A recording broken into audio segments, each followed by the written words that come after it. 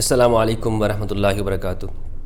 ये मैंने एक वीडियो देखी है, उस पे मैं चाहता हूँ कि अपना कमेंट दूँ और आप लोगों के साथ इस चीज़ को शेयर करूँ कि मेरे इसके ऊपर क्या राय है। इंडिया के एक स्वामी हैं बाबा रामदेव जी, उनकी एक वीडियो है, छोटी सी वीडियो है 2 मिनट की, इंडिया टीवी पर। तो वो हम इसको सुनते हैं। बहुत इन्होंने एक अच्छी बातें कही हैं और मैं चाहूँगा कि आप भी इस पर कमेंट दीजिए कि आपको ये किस तरह से लगी हैं इनकी बातें। तो इसको सुनते हैं। मैं तो देखो बीच में बैठा हूं दोनों के। बात यह है कि कोई भी दुनिया का मुल्क, उसकी जो मजहबी मान्यताएं हैं, उसके ऊपर किसी भी तरह का वो कोई जोर जबरदस्ती नहीं करता। ये कह रहे हैं कि दुनिया में जितने भी मजहबी जो बिलीव्स हैं उसके ऊपर, या दुनिया के अंदर जो मज़हब हैं उसमें एक दूसरे पर ज़ोर ज़बरदस्ती नहीं करनी चाहिए कि आप ये चीज़ माने, आप ये चीज़ ना माने, आप ये करें ये ना करें। हर एक का अपना राइट होता है कि वो किस चीज़ को पसंद करता है, हर एक का मिजाज है। तो हर एक को दुनिया के अंदर ये अधिकार और हक़ मिलता है कि वो अपनी मर्ज़ी करे मजहबी चीज़ों के मामले के अंदर। मौलाना साहब ने टोपी ओढ़ रखी है। अभी इस पर ये एक मिसाल दे रहे हैं, समझा रहे हैं कि मौलाना साहब ने एक टोपी ओढ़ रखी है, मैंने नहीं ओढ़ रखी। मौलाना साहब ने मूंछ कटा रखी है, मैंने पूरी दाढ़ी मूंछ रखी है, और अंतर कुछ नहीं है। मैं तो और आगे जा रहा हूं। मौलाना साहब ने मुझे करीब कई लाख लोगों का, वो 5 लाख थे, 10 लाख थे, लाखों लोगों के जलसे में मुझे देवबंद में बुलाया। 2009 की बात है साहब। मैं गया, मेरे से बोले बाबा जी आप कहां जा रहे हो? अरे मैंने कहा हमारे भाई है। देखो बहुत अच्छी बात कर रहे हैं, भाई कह रहे हैं। और यही रवैया होना चाहिए कि मुल्कों के अंदर जब 2 कौमें आपस में रह रही हों तो इस तरह जब बड़े लोग इस तरह करेंगे, जिनको बड़ा समझा जाता है, बाबा रामदेव जैसे लोग, तो उसका एक अच्छा असर पड़ेगा। आज तो अफसोस ये है कि जिनको हम बड़ा समझते हैं वही दुनिया के अंदर फितने फसाद फैला रहे होते हैं, लोगों को लड़ा रहे होते हैं। तो कहाँ गई? 2009 की बात है जब ये इतनी अच्छी बातें सुनने को मिलती थी। आज क्यों इस तरह की बातें सुनने को नहीं मिल रही? आज क्यों एकता की बातें नहीं हो रही हैं? क्यों हम आज ज़्यादा पॉलिटिक्स में आ गए हैं? क्यों हम ज़्यादा सियासत कर रहे हैं? तो एक बहुत अच्छी बात आगे कर रहे हैं, ये सुनने के काबिल है। देखो मजहबी तौर पर लोगों के अंदर हमें भेदभाव खत्म करना पड़ेगा और उसमें कुछ एकता के रास्ते ढूंढने पड़ेंगे। भेदभाव, इख्तिलाफात, भेदभाव को ख़त्म करना है। और ये ख़त्म कैसे होगा कि 2 धर्म हैं, 2 मज़हब हैं, उन दोनों के दरमियान में बीच में कुछ ऐसे रास्ते निकाले जाएं कि जो दोनों को करीब कर लें। एक नहीं कर सकते कभी भी 2 मज़हबों को या 2 रिलीजन को या 2 सिविलाइजेशन को एक अगर नहीं किया जा सकता। अगर कोई कहता है कि एक हो जाएगी तो ऐसी बातें मेरे नज़दीक एक नहीं हो सकती हैं, लेकिन उन दोनों को करीब किया जा सकता है। कैसे करीब किया जा सकता है? जैसे इन्होंने कहा कि दोनों के दरमियान में कुछ ऐसी चीज़ें लाई जा सकती हैं कि जो ये कहें कि सिमिलरिटीज़ के तौर पर, कि देखें दोनों में ये चीज़ें हैं और दोनों इस तरह करीब होंगे, दोनों सिविलाइजेशन करीब हो सकती हैं, तो इसका एक अच्छा असर दुनिया के अंदर पड़ेगा। अगर हम ये कहें कि मंच पे खड़े होकर जी इस्लाम ये है, हिंदू धर्म ये है, और हिंदू धर्म में ये खराबियाँ, ये खराबियाँ, ये खराबियाँ, 100 खराबियाँ हम गिनवा दें, और हम कहें कि जी इस्लाम में ये अच्छाई, ये अच्छाई, ये अच्छाई, 100 अच्छाइयाँ हम इस्लाम की गिनवा दें, और दुनिया से हम तालियाँ बजवा लें और कहें कि जी तालियाँ बजाओ, और हम कहें कि जी हमने कोई इस्लाम का बहुत बड़ा खिदमत कर ली, तो ये नहीं होगा। इससे नफ़रत और दूरियाँ फैलेगी। अगर इस वक्त दुनिया के अंदर करने का कोई काम है तो वो हमें मानवता की भलाई के लिए दोनों के अंदर ऐसी कॉमन चीज़ें ढूंढे कि जो मुश्तरकात हों और जिसके अंदर इंसानियत सब कहे कि हाँ भाई ये अच्छी चीज़ें हैं, इंसान सब कहें कि जी ये बुरी चीज़ें हैं। जो बुरी चीज़ें उन्हें छोड़ दिया जाए, जो अच्छी चीज़ें उन्हें ले लिया जाए। मज़हब की वजह से लोगों में भेदभाव करना, दूरी पैदा करना, तो ये इंसानों को दूर करता है, लोगों को काटता है और जुदा करता है। आज से 2000 साल पहले, 5000 साल पहले, 10,000 साल पहले ये कोई मुल्क कोई 100, 200, 500 साल पुराना तो नहीं है। हम थोड़े पीछे जाए। मैंने देवबंद में कहा था हमारे मजहब अलग हो सकते हैं लेकिन हमारे पूर्वज अलग नहीं हो सकते। ये हमारी एकता का सूत्र है। दूसरी बात, मजहब अलग होते हैं तो ये नमाज अलग तौर तरीके होंगे उसके पढ़ने के। हम लोग जो है उसमें कुछ और मंत्र आदि पाठ करेंगे, हम ईश्वर को सर्वव्यापक हम भी मानते हैं, मुसलमान भी सर्वव्यापक मानते हैं। ये कह रहे हैं कि हम भी सर्वव्यापक मानते हैं ईश्वर को, उन्हीं के लिए प्रार्थना करते हैं, उन्हीं के लिए हम पूजा करते हैं। मुसलमान भी ईश्वर को मानते हैं। अब मैं आपको बताऊं ना कि हमारे यहाँ नाम अलग अलग हैं। कुरान में दीन कहा गया है, जिसे सनातन धर्म के मानने वाले लोग सनातन कहते हैं। कुरान में कहा गया ज़ालिक दीनुल क़य्यिम, दीन क़य्यिम, सत्य सनातन। तो ये सत्य सनातन कुरान में है, लेकिन इसको कुरान ने अपने अरबी के अंदर कहा है और संस्कृति के अंदर वेदों ने सनातन धर्म का है। अब अगर हम इसी के ऊपर लड़ने लग जाए, इसी के ऊपर मार कुटाई करने लग जाए, भेदभाव करने लगे कि भाई ये लफ्ज़ मेरा है, ये तुम्हारा नहीं है, ये लफ्ज़ मेरा है, तो भाई ये तो अंतर हो जाएगा ना, ये तो इख्तलाफ होंगे और फिर भेदभाव होगा और लड़ने पे बात आएगी।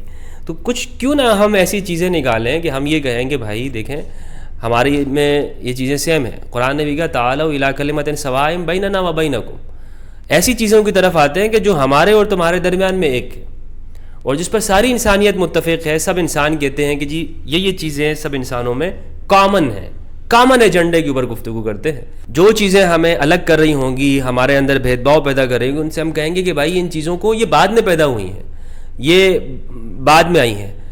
महेंद्र पाल आर्य की मैं एक वीडियो देख रहा था आज ही, जो अल्लामा सैयद अब्दुल्ला तारिक साहब के साथ डिबेट हुई है, तो वो तकरीबन कोई 2.5 घंटे की है, 2 घंटे 2 hours 30 minute की है। तो वो मैंने पूरी देखी और बड़ी शांति के साथ मैंने उसको देखा।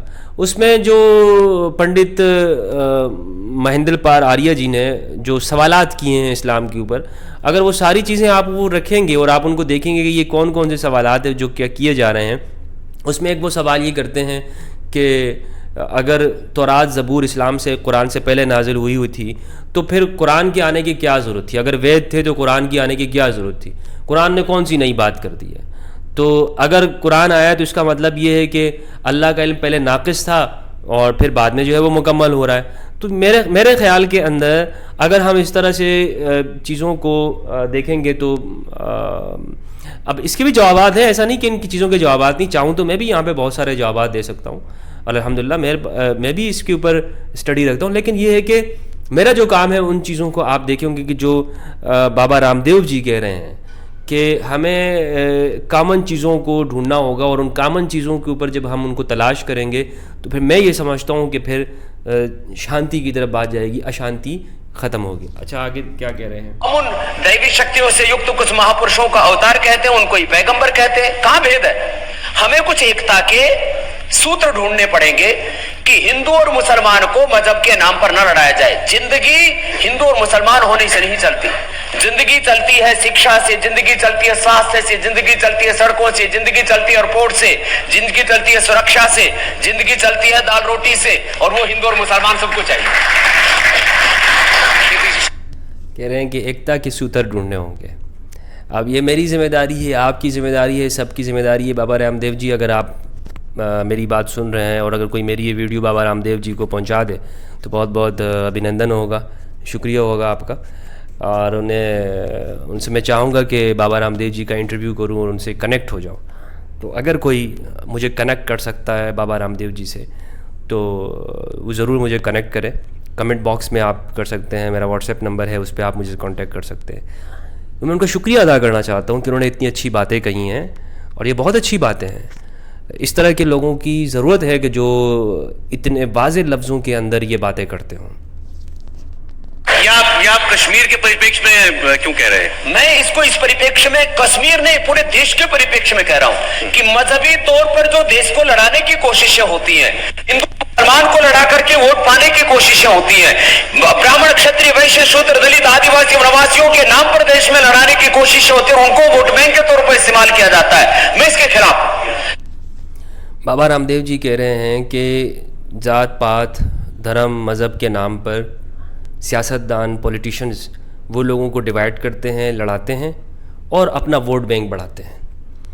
ये बाबा रामदेव जी कह रहे हैं और जब ये कह रहे हैं तो मैं समझता हूँ कि इसके अंदर हकीकत होगी। इसलिए हमें सियासत से बाहर निकलकर मानवता के भलाई के लिए, इंसानों की भलाई के लिए चीज़ों को देखना होगा।